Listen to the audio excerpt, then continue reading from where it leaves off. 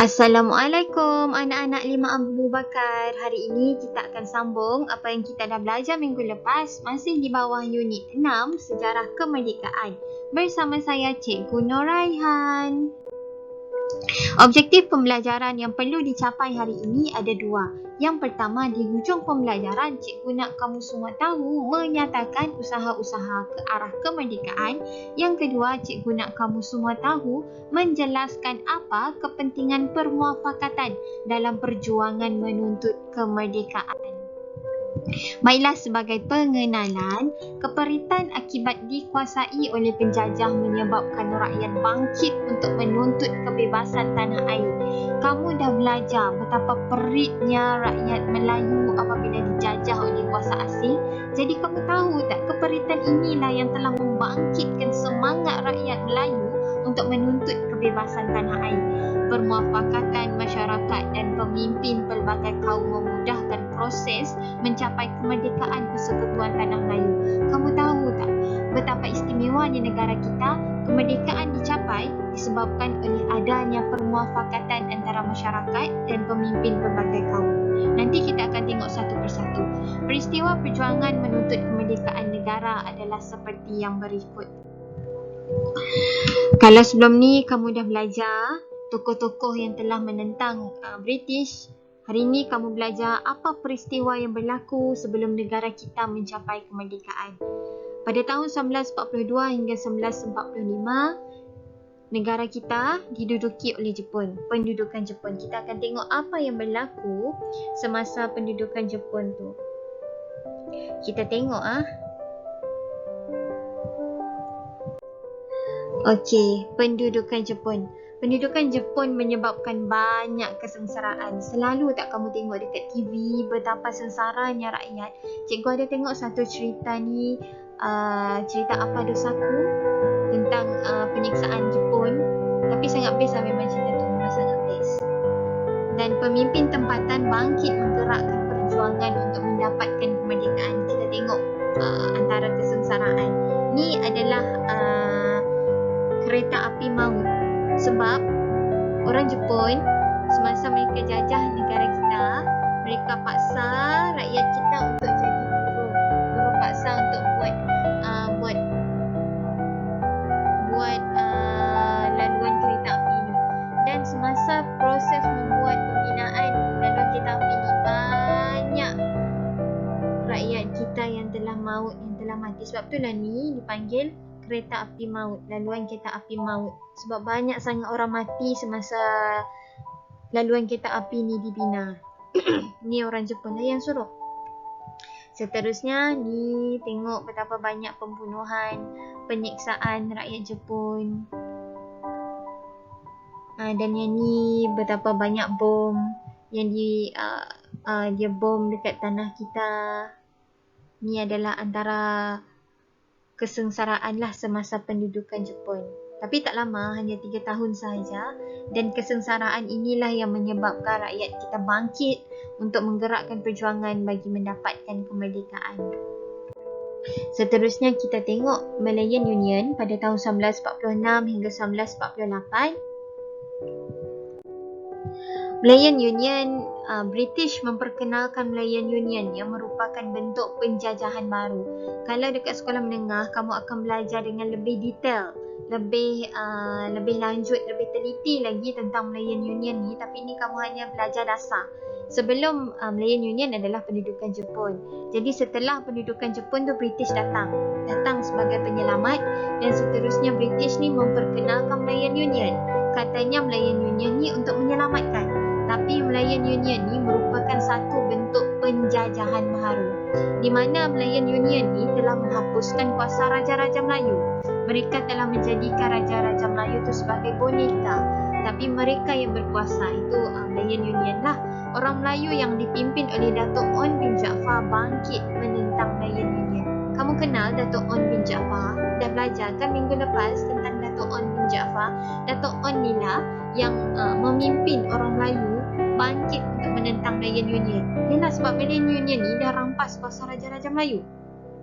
Melayan Union ni digantikan dengan Persekutuan Tanah Melayu pada tahun 1948 dan akhirnya Melayan Union ni berjaya ditentang dan seterusnya digantikan dengan Persekutuan Tanah Melayu pada tahun 1948. Ni tengok gambar rakyat kita bangkit menentang Melayan Union. Di sini kita tengok orang British. Orang British ni mereka menghapuskan Raja-Raja Melayu. Jadi rakyat kita bangkit untuk menentang Melayan Union ni. Diketuai oleh siapa? Datuk On bin Jaafar. Tengok ni, ada buat poster. Tak nak. Malaya for Malays. Melayan Union not wanted. Ini adalah gambar Datuk On bin Jaafar. Ini adalah pemimpin. Memimpin orang yang tokoh yang memimpin rakyat Melayu dalam menentang Melayan Union. Dan seterusnya kita tengok pula ancaman komunis pada tahun 1948. Banyak peristiwa yang berlaku. Ancaman komunis 1948, Parti Komunis Malaya PKM melakukan kezaliman seperti membunuh, memusnahkan lompok biji timah dan ladang getah. Komunis pun jahat juga. Pernah dengar tak tentang komunis? Komunis juga telah banyak memberi kesengsaraan, keperitan kepada rakyat Tanah Melayu pada masa itu.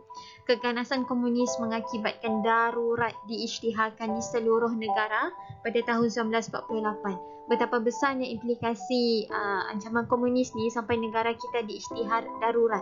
Sebab komunis pun jahat juga. Komunis pun zalim juga. Rundingan baling telah diadakan pada tahun 1955 tetapi gagal. Jadi rundingan baling ni adalah salah satu cara untuk menghentikan ancaman komunis tapi gagal. Pada tahun 1960 darurat diisytiharkan tamat. Tengok, ni adalah tentera komunis.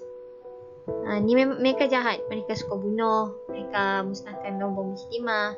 Tengok ni mereka paksa rakyat kita buat kerja untuk mereka. Dan ni adalah gambar rundingan baling. Gambar rundingan baling tetapi yang gagal tu ni adalah Chin Peng. Nanti kamu akan kenal siapa Chin Peng ni. Chin Peng ni adalah orang kuat komunis lah. Dan seterusnya pada tahun 1946 hingga 1951 kemunculan parti-parti politik. Ni rakyat kita dah bangkit dah. Dia dah munculkan muncul beberapa parti politik. Antara parti politik yang wujud pada masa tu, nampak rakyat Melayu ni dah pandai berpolitik, dah tahu banyak ilmu dari British mungkin. Tengok ni adalah lambang PKMM, Parti Kebangsaan Melayu Malaya pada tahun 1945. Dan yang kedua ni adalah lambang UMNO, United Malays National Organisation pada tahun 1946. Dan ni pula adalah Parti Malayan Indian Congress, MIC pada tahun 1946. Dan ni adalah Hizbul Muslimin, cikgu tak jumpa dia punya lambang. Dan ni adalah logo Malayan Chinese Association, MCA pada tahun 1949. Dan ni adalah lambang Parti Islam Semalaya PAS pada tahun 1951. Peristiwa ke arah menuntut kemerdekaan. Seterusnya pada tahun 1955 apa yang terjadi? 1955 adalah tarikh adalah tempoh berlakunya pilihan raya Majlis Perundangan Persekutuan. Parti perikatan yang dianggotai oleh UMNO, MCA dan MIC ditubuhkan bagi menghadapi pilihan raya. Kamu pernah dengar kan cikgu cakap tadi, permuafakatan tu merupakan penyebab adanya kemerdekaan negara kita. Ini adalah contoh permufakatan. Tadi kan ada UMNO, MCA, MIC. UMNO, MCA, MIC ni dia bergabung membentuk parti perikatan. Dan parti perikatan ni salah satu parti yang bertanding bagi menghadapi pilihan raya. Nampak tak permufakatan? UMNO ni Melayu, MCA adalah Cina, MIC adalah India. Jadi nampak permufakatan antara pelbagai kaum dalam parti perikatan ni. Setiap parti politik mewakili setiap kaum, iaitu Melayu, Cina dan India. Parti Perikatan menang dalam pilihan raya ini. Jadi nampak tak, disebabkan oleh pemufakatan ni, UMNO bergabung dengan MCA, bergabung dengan MMIC, akhirnya Parti Perikatan menang dalam pilihan raya. Tunku Abdul Rahman dilantik sebagai Ketua Menteri. Parti Perikatan telah berunding dengan British untuk mendapatkan kemerdekaan. Setelah Parti Perikatan tu menang, Parti Perikatan ni dia berunding dengan British untuk mendapatkan kemerdekaan. Ini adalah lambang Parti Perikatan, iaitu gabungan UMNO, MCA dan MIC. Dan ini pula adalah Tunku Abdul Rahman, dilantik sebagai Ketua Menteri. Tunku Abdul Rahman ni juga adalah Perdana Menteri Malaysia yang pertama. Jadi cikgu nak cakap betapa istimewanya kemerdekaan Tanah Melayu. Kemerdekaan Tanah Melayu tak perlu menitiskan darah pun, tapi hanya melalui rundingan. Betapa bijaknya pemimpin kita pada masa dahulu. Mereka tak perlu bersusah payah nak angkat barang, nak bawa senapang. Mereka hanya pergi ke London dan berunding dengan pihak British untuk mendapatkan kemerdekaan. Betapa bijaknya pemimpin kita pada masa itu. Jadi bila Parti Perikatan menang, Parti Perikatan ni berunding dengan British untuk mendapatkan kemerdekaan. Dan seterusnya pada tahun 1956, rundingan London. Kan cikgu ada cakap Parti Perikatan ni pergi berunding dengan British untuk mendapatkan kemerdekaan. Mereka pergi ke London untuk mendapatkan kemerdekaan tu, nak jumpa dengan British untuk mendapatkan kemerdekaan untuk Tanah Melayu. Kita tengok rundingan London. Wakil Raja-Raja Melayu dan Wakil Parti Perikatan berangkat ke London bila pada tahun 1956, iaitu setahun sebelum Tanah Melayu merdeka. Tujuan mereka ke London adalah untuk berunding dengan British berkaitan dengan kemerdekaan. Itu tujuan mereka ke London, untuk berunding dengan British berkaitan dengan kemerdekaan. Tengok ni adalah gambar mereka yang telah pergi ke London untuk berunding dengan British. Ni adalah gambar semasa perundingan tu berlaku. Ni juga antara gambar yang semasa perundingan tu berlaku. Ni adalah momen-momen penting negara kita. Bagaimana kejayaan kemerdekaan itu dicapai. Kamu jangan cakap tak tahu pula. Cikgu dah cerita ni bagaimana betapa istimewanya kemerdekaan negara kita. Dicapai tanpa menitiskan setitis darah pun. Dicapai hanya dengan kebijaksanaan, dengan rundingan. Akhirnya negara kita mencapai kemerdekaan disebabkan oleh rundingan London ni lah. Dan seterusnya, akhir sekali pada tahun 1957, iaitu kemerdekaan Persekutuan Tanah Melayu.